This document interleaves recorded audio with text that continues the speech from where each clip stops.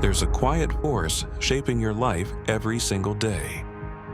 It's not your money, it's not your time, it's not even your habits, it's your attention. And what you give your attention to, you give your life to.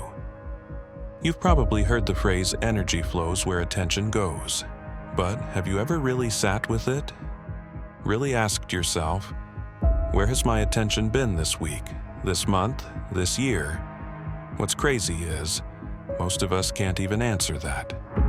Not because we're lazy, but because we've become unconscious. We're spending attention all day without realizing it. Click, scroll, worry, overthink, escape. And we wonder why we feel drained, why we feel stuck, why we feel far from the life we want.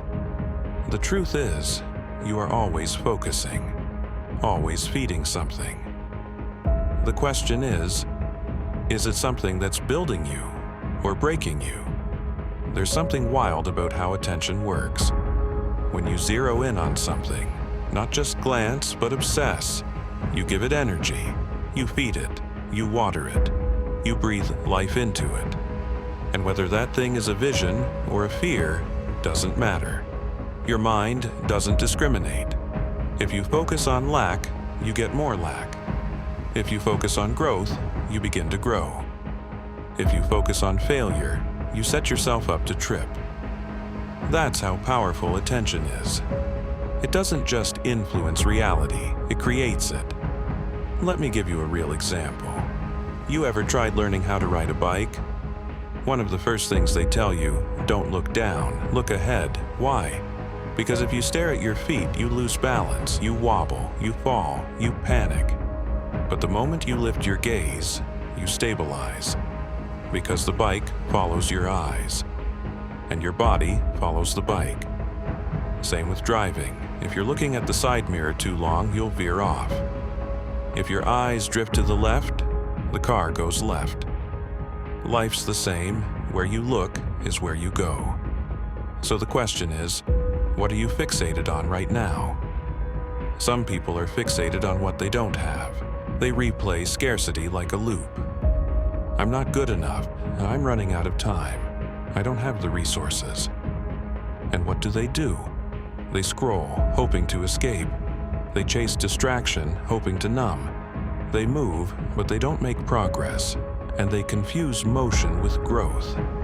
Others, they get fixated on a vision.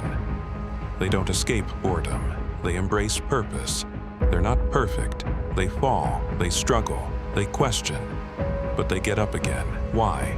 Because their attention is locked in, lasered, focused, obsessed. And that obsession becomes the seed of transformation. Now, here's where it gets personal. I've had times in my life where I had everything I needed. The tools, the knowledge, the resources. I had the plugins, the beats, the ideas, the skills. But I wasn't moving, I wasn't producing, I wasn't creating.